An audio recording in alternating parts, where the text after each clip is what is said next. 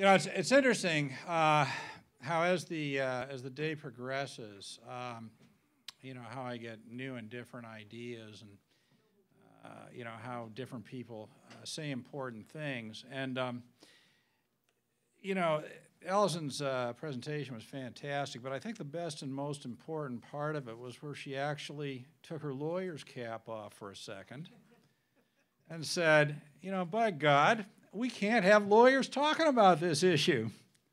You know, if we're going to get any traction here, we've got to find a way to, you know, I think she used the word rhetoric, control, define the rhetoric, get some people talk here. And our next speaker is kind of a master of rhetoric. I promise you that there's two things you'll never forget in your life. One of them will have been here today, if this becomes as important as I think. The second will be our next speaker. Dorian Baxter is the president of the Progressive Canadian Party.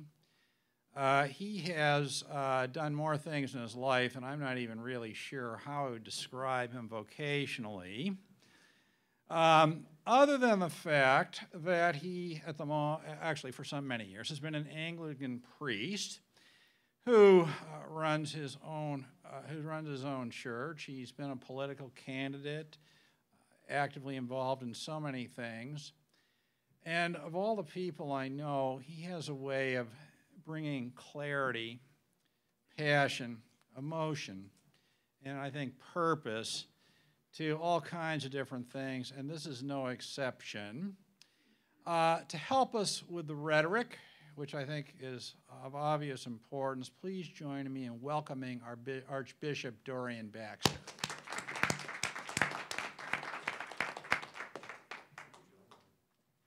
I appreciate that. Thank you very much. I do want to thank John very much indeed, and in fact, actually, I was under the impression that our amazing guest speaker, James George Jatras, was coming up now because we want to get him to the airport on time. So my 2.5-hour presentation has been reduced to 5 minutes. So I'll do my very best. But I do want to say, now, where are you, James? Can we give him a round, all the way from Washington? Thank you so very, very much indeed. We are so looking forward to hearing what you have to share with us. And I want to say also, a gigantic thank you to Abby, who has had to leave, to you, Alison, for the phenomenal focus you've given us. And of course, could any member of the Isaac Brock Society raise their hands, please? Where are you? We are thrilled to have you. Thank you so much. You have been such a source of inspiration to us and in helping us to get the word out. A great big thank you to all of you for being here. And I want to just say this, that you know, in my capacity as a clergyman, I have the honor of being the padre to the largest veterans association in Canada, and to bring a little bit of lightheartedness, because when John suggested to you that he was inept with the computer, I consider him an icon. I look up to him. What he can do on the computer makes me look like a caveman. So now you know where I'm going with this, because I will tell you there's an 89-year-old member of the Newmarket Veterans Association who is a computer whiz. And he probably would have loved to have been here had he been in better health. But you know, I will tell you, he just last week was lamenting to me, because as you can see, we are all facing changing times. I think John is right. This could well be traced back to being a huge game changer for the world if things go the way I hope they will go after this, and thanks to each one of you for being here today.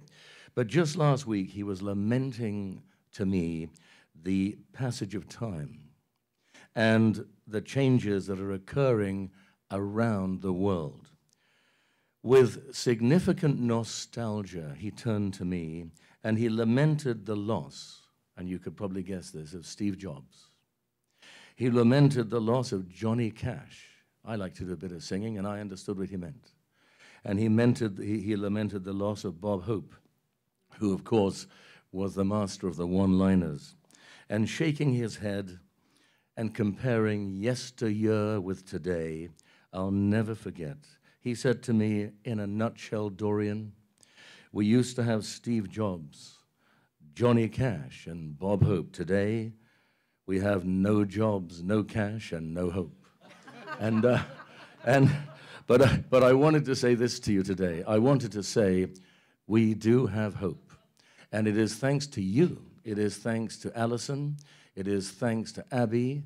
It is thanks also to you, James, coming all the way from Washington. And I want to also say that I am so inspired by our leader, the Honorable Sinclair Stevens. Our secretary, Al Gulland, got up at 4:30 this morning to leave Ottawa by 5. And can we give them a round of applause? Because I'll tell you, it was hard enough for me to get up at 8 o'clock this morning, let alone that early. And I'm so grateful that the Honorable Sinclair Stevens has his lovely wife, Noreen, with him. And single-handedly, this group has stood firm for the principles of democracy as upheld by what we believe is the only party that observes the principles of the amazing Westminster model of parliamentary democracy. So I just want to say this, that, you know, as we look at the circumstances that surround us, you, by being here today, are helping us to stand on guard for this nation. And I will say this, that the Harper regime, and John alluded to this earlier, has called quietly, ever so quietly, for input on this FATCA dilemma. In fact, they have figuratively knocked on the Canadian nation's figurative door some weeks ago with a cloth cap. And they have whispered any fear of any input on this FATCA issue. And then they put the cap down. Fortunately, our leader, the Honorable Sinclair Stevens, has good hearing without a hearing aid. And he heard that call.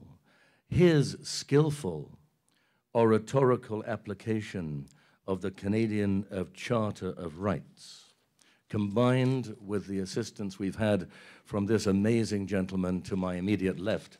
And I will say this, without any evasion, equivocation, or mental reservation of any kind, I want you to know that John Richardson, your contributions to our preparation for this have been absolutely indispensable. Can we give John a round of applause? It's been amazing. And, you know, I just want to say that, you know, when Sinclair gave to us that explanation, it is imperative for us to comprehend how very serious this FATCA issue is, not just to dual citizenship Canadians, but to every Canadian alive today. Remarkably, as was alluded to earlier by Al, this is the 200th anniversary of the War of 1812, which fortunately for Canada failed. Now a second US invasion is underway. This is what I call the War of 2012. One can say again, without evasion, equivocation, or mental reservation of any kind, that this US FATCA initiative is a blatant assault on two things. One, Canadian sovereignty, and I want you to know, Alison, I was paying attention, I've changed it to violating our Canadian autonomy. So, you know, there we go.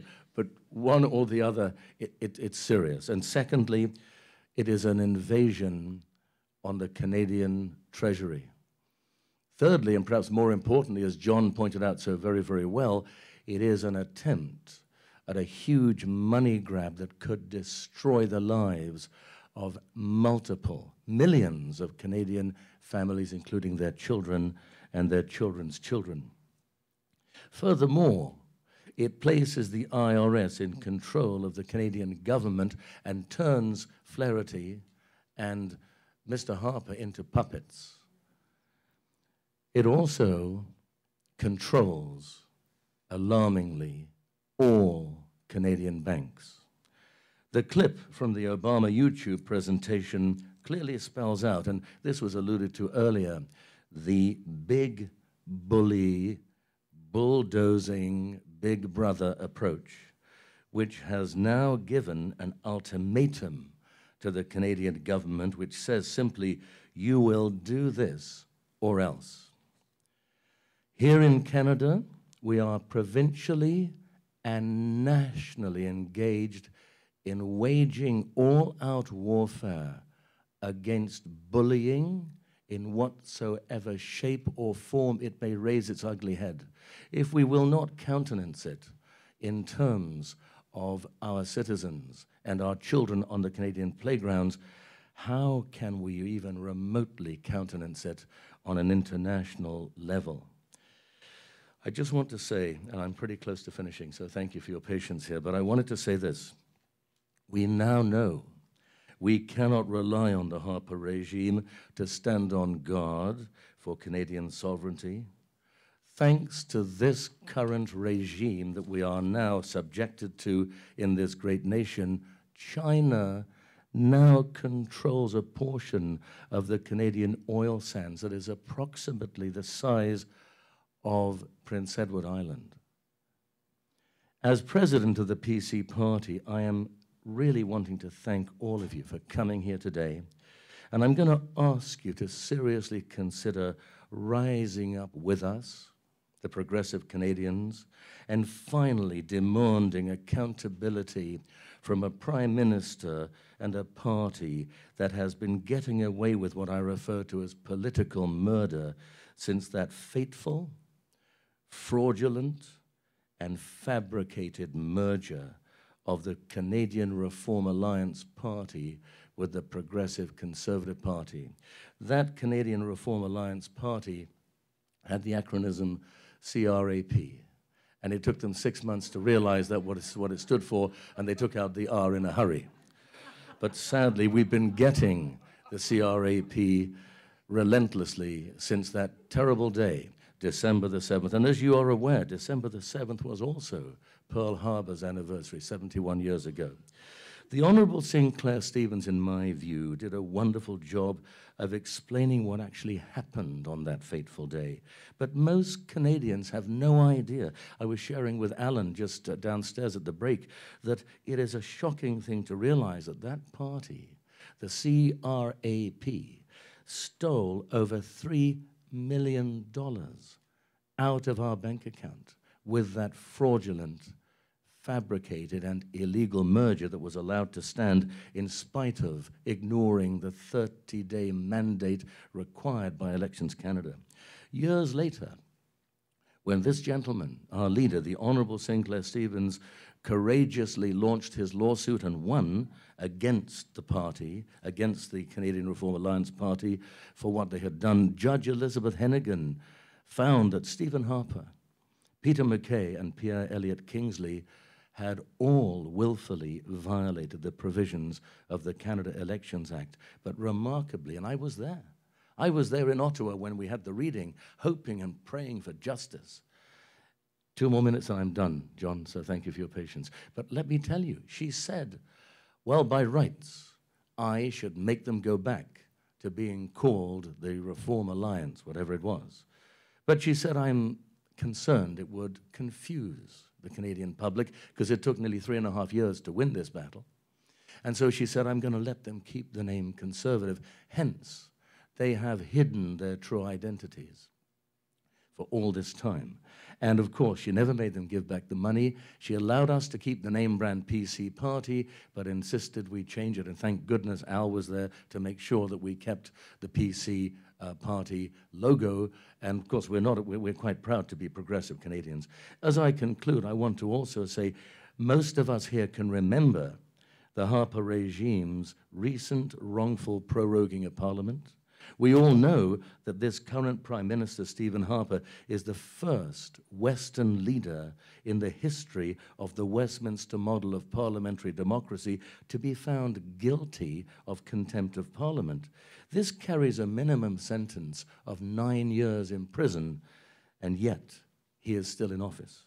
Finally, his recent sanctioning of the Canadian oil deals with China and Malaysia clearly demonstrate his complete lack of interest in protecting Canadian sovereignty. So as I conclude, I want to say that we, the Progressive Canadian Party, are not dead. We live. We are stronger with every day we breathe, and we have never lowered the flag of the Westminster model of parliamentary democracy, and we will never do so until we can see Canada safely governed by a government that cares about democracy. If you get chance, www.progressivecanadian.ca. On a more personal note, I would submit that the need for involving what I call, and I'm biased, but I call it the Elvis motif for success. We need a government that will engage in the pursuit of the E in Elvis for excellence, the L in Elvis for loyalty to this great nation, a government that will pursue the V in Elvis for the vitality our economy needs today, the I in Elvis for the inspiration this government, a government needs to have, that will inspire Canadians to reach their aspirations and to be able to do so without students staggering under what now the government boasts is over $15 billion of student debt. No wonder we're falling behind as far as our university students are concerned. But if you put that together, the pursuit of excellence, learning, excellence, loyalty, vitality, inspiration, of necessity, there will be success. So in closing, not only do I want to invite you to visit our national website and consider joining forces with us and becoming progressive Canadians, and of course, that website is progressivecanadian.ca. However, I also want to leave with you, and I'll put them on the table here, these are personal invitations to you to attend my church's 10th anniversary. Thank you for your kind introduction about the various things, but I have the dubious honor of being the world's only Anglican Archbishop that does Elvis. I flipped my hair forward. I got the idea from my daughters who saw Donald Trump, and they said, "Daddy, you can trump that comb over," and I did. And so I would like to invite you, January the 6th, come out and have some fun with us. We have 10 of the top Elvises in the country. I just got back from Memphis. My band is booked there for the last 10 years, and because I'm the only one that has a band of Elvises, they booked me there as elvis-priestly and the Elvis, and they will be there. My ACW, Anglican Church Women, will have a wonderful dinner, luncheon there for you, and I'll leave these here just in case, along with my card. And I want to say to all of you, each and every one I've mentioned, and I'm looking forward so much to hearing you, James, but let me say, I don't normally do this without my hair flipped forward, but let me say thank you. Thank you very much, and God bless you. Thank you very much.